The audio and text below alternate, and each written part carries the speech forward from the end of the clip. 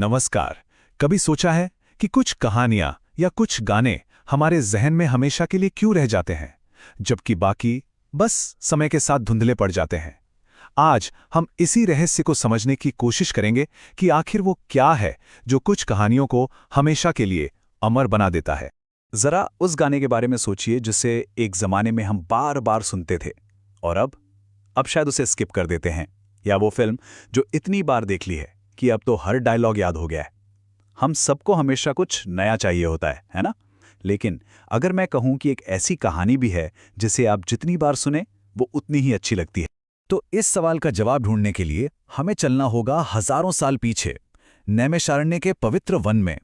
वहां पर बड़े बड़े ऋषि मुनि इकट्ठे हुए थे, एक ऐसी कथा की खोज में जो सिर्फ मन को न बहलाए बल्कि आत्मा को भी शांति दे, उसे तृप्त करें।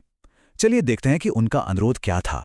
श्रीमद् भागवतम स्कंद 1 अध्याय 1 श्लोक 18। अथाख्या ही हरेर्धिमन अवतार कथा शुभा लीला विधदतः स्वैरम ईश्वरस्य आत्ममायया। तो ये सिर्फ एक रिक्वेस्ट नहीं है, ये ज्ञान के लिए एक बहुत गहरी प्यास है, एक ऐसी कहानी के लिए जो समय से भी परे हो। तो आसान शब्दों में कहें तो ऋषि सूत गोस्वामी से कह रहे हैं कि हमें भगवान हरि की वो अद्भुत कथाएं सुनाइए। लेकिन यहाँ एक बहुत जरूरी बात है। वो कहते हैं कि ये कथाएं भगवान की अपनी दिव्य शक्ति, उनकी आत्म माया से प्रकट होती हैं। इसका सीधा सा मतलब ये है कि ये कोई आम कहानियां नहीं हैं, ये तो जीवन और चेतना से भरपूर हैं। अब इतने गहरे अनुरोध का जवाब सूत गोस्वामी कैसे देते हैं? वो एक ऐसी कथा के बारे में बताते हैं जिसका स्वाद कभी फीका नहीं पड़ता, बल्कि समय के साथ और भी मीठा होता जाता है। पर ऐसा कैसे हो सकता है? ये कैसे संभव है? इसका जवाब है श्रीमद् भागवतम के स्कंद 1 अध्याय 1 श्लोक 19 में। वयम तु न वित्रप्याम उत्तम श्लोक विक्रमे यशृण्वताम रसज्ञानाम स्वादु स्वादु पदे पदे। इसी श्लोक में वो रहस्य छिपा है जिसे हम ढूंढ रहे हैं, स्वादु स्वादु पदे पदे, यानी हर कदम पर एक नया स्वाद। और यही वो चाबी है जिससे सारा ताला खुलता है। ऋषि कहते हैं कि वो भगवान की लीलाओं को सुनने से कभी थकते ही नहीं। क्यों? क्योंकि उन्होंने एक खास रस, एक आध्यात्मिक स्वाद को विकसित कर लिया है। इसे ऐसे समझिए जैसे किसी को कॉफी या किसी खास खाने का टेस्ट डेवलप हो जाता है। हो सकता है पहली बार में वो चीज़ अजीब लगे, लेकिन धीरे धीरे जब आप उसे समझने लगते हैं तो उसकी हर बारीकी में मजा आने लगता है। बस दिव्य कथाओं के साथ भी बिल्कुल ऐसा ही है। तो फिर ये जो दिव्य रस है, ये दुनियावी एंटरटेनमेंट से इतना अलग क्यों है? मतलब आखिर ऐसा क्या फर्क है इन सांसारिक कहानियों और दिव्य कथाओं में कि एक से तो हम बोर हो जाते हैं और दूसरी हमेशा ताज़ा लगती है?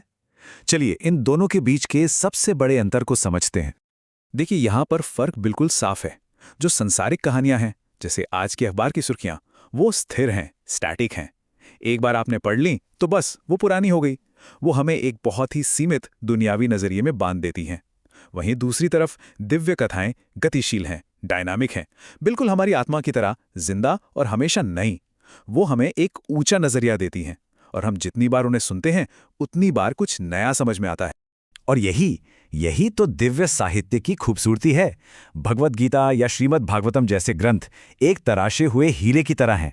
आप उसे जिस भी एंगल से देखें, एक नई चमक, एक नया रंग दिखाई देता है। जैसे जैसे हमारी अपनी समझ, हमारी चेतना बढ़ती है, वैसे वैसे इन ग्रंथों का अर्थ भी हमारे लिए और गहरा होता चला जाता है। तो अब तक की इस पूरी चर्चा से हमने क्या समझा?